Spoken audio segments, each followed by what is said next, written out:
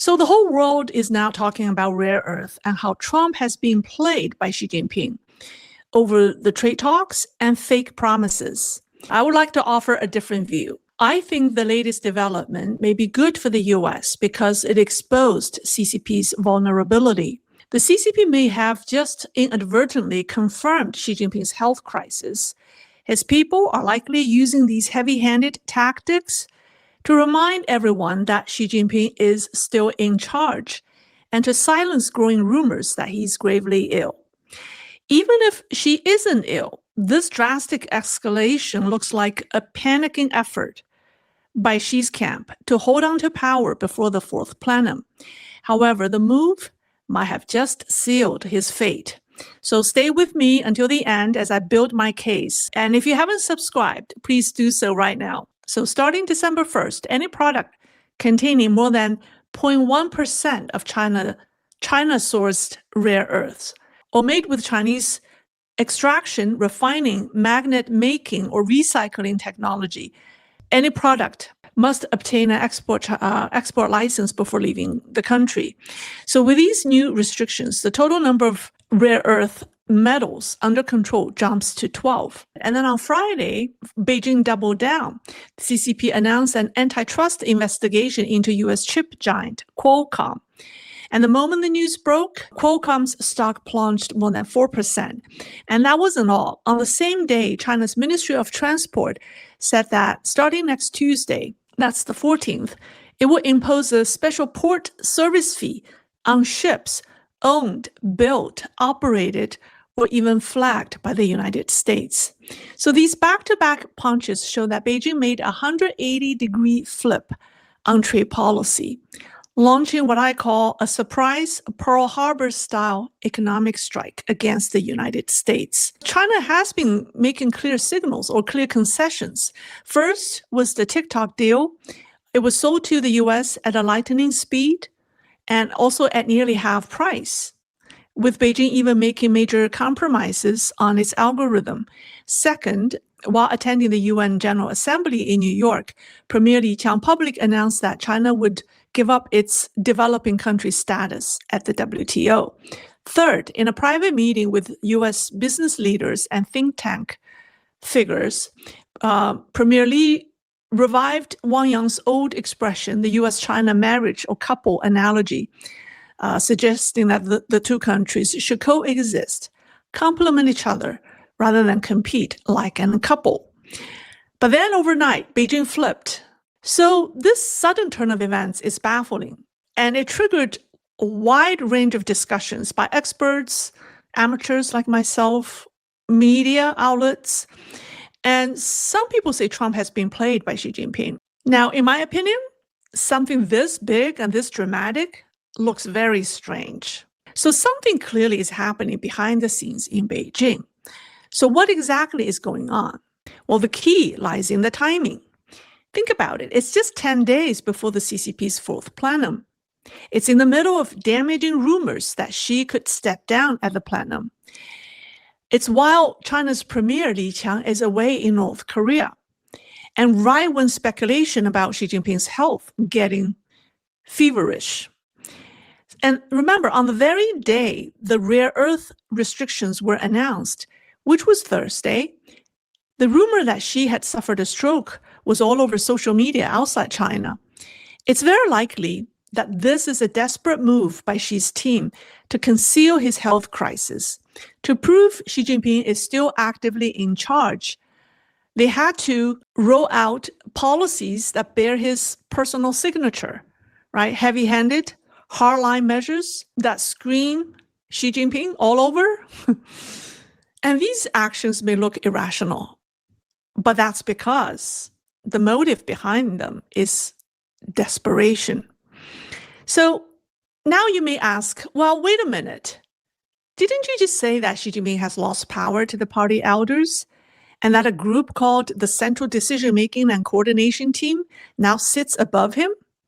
Yes, I did say that. And you may say, if that's true, how could Xi Jinping pull off such a major policy shift on his own? Excellent question.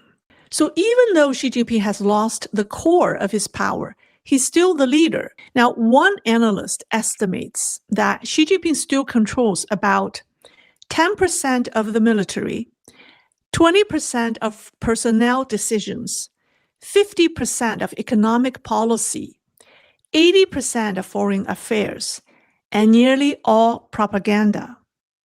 So on average, he still has 50% of the power left. So the CCP machine continues to operate as if Xi were fully in charge. Now, most technocrats within the ministries have to disregard what's really happening at the top and follow status quo, which gives Xi some room to maneuver. And to cover up his health crisis, his team likely instructed those bureaucrats in the foreign ministry, in the commerce ministry, and in the transport ministry to carry out the new directives. None of them would dare challenge their superiors in the CCP system. And remember, Premier Li Qiang, who oversees these ministries, is currently out of country in North Korea to attend Kim Jong-un's military parade. So that helps too. Xi Jinping must be in such a bad shape that his people resorted to such drastic moves. And the goal is to buy time by creating chaos that the anti-Xi camp will have to clean up. Think about it. The party elders like Wen Jiabao, Wang Yang, Hu Chunhua have been leading the effort to repair relations with Washington. In other words, the Xi camp wants to sabotage those efforts to create hostility between Trump and Beijing, forcing the anti-Xi faction to fight Trump or clean up the mess. It's a classic CCP tactic in times of crisis, which is create chaos so everyone else burns with you. So let's step back for a minute. Even if Xi Jinping isn't truly sick, in the ruthless world of CCP politics, he may still use this tactic to cling to power at the Fourth Plenum. And Xi Jinping might have planned this series of economic blows against the United States long ago, like bombs planted in advance, waiting for the right moment. When the situation turned against him, he detonated them to create chaos. The more chaos, the better his odds are. Put simply, as long as China and the U.S. are in confrontation, the CCP will have to rely on Xi Jinping's existing command structure to respond. And that gives him a path to reconsolidate power, to regain partial control over the party and the state, and most importantly, to influence the narrative of the coming Fourth Plenum. Here's what that means. Now, the Fourth Plenum, as we know, was originally set to discuss major personnel reshuffles and the new 15th five-year plan. But if a trade war erupts, if it gets ugly, that entire agenda will be shelved because national crisis always trumps internal politics. And also, Xi Jinping can declare a national emergency, citing U.S. hostility and provocation, right? State media under his control. Remember, he still controls 90% of the propaganda machine through Cai Qi. So state media could still frame it as internal power struggle is one thing, but a U.S. China clash is an existential threat. So that's more important. And they may say, let's freeze the power transfer process by focusing on our existential crisis. So that may be the plan. Of course, this tactic could backfire because if the anti-Xi camp aligns with the United States to confront Xi Jinping, he's finished instantly. But I mean, from our view, that should have happened a long time ago. But why is not happening? Because Xi Jinping is betting that the party elders will not take that step because, as I mentioned in earlier programs, leaders like Hu Jintao are obsessed with legality and legitimacy, right? They want a smooth, orderly transition of power.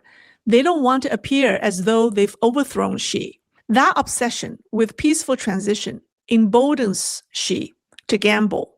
The elders' biggest mistake so far is keeping Xi Jinping around. This has given him the opportunity to stir up trouble. So right now, the fire is lit and the regime is being roasted over open flames because neither the Trump administration nor the anti-Xi camp likes what Xi Jinping has done. Now, if the CCP chooses to stand its ground and fight, the outcome is obvious. The U.S. will strike back even harder, faster, and more fiercely. Can Beijing really withstand that kind of blow? And if, on the other hand, it decides to quietly back down and seek reconciliation behind the scenes, Beijing, right? That means Xi Jinping must go. Otherwise, how could Beijing explain what has happened? So you can't launch a Pearl Harbor style economic attack and then turn around and say, whoops, we made a mistake. But the problem is, will Beijing actually reverse the new export ban? If the Beijing does reverse the export ban, Xi Jinping has to go. There's no way he's going to survive the Fourth Plenum if the party elders are determined to reverse it. Now, if they don't reverse it, the regime will have to go. So either way, they're trapped, right? So our experts and media stop focusing on the technicality of the rare earth bans. It's meaningless. Even the CCP knows it doesn't have the means to execute the ban because it doesn't know, like I said, doesn't know how to track the foreign companies using China's rare earth products. So from day one, the regime hasn't been serious about implementing it. It's just a political move. So our solution must be political and not technical.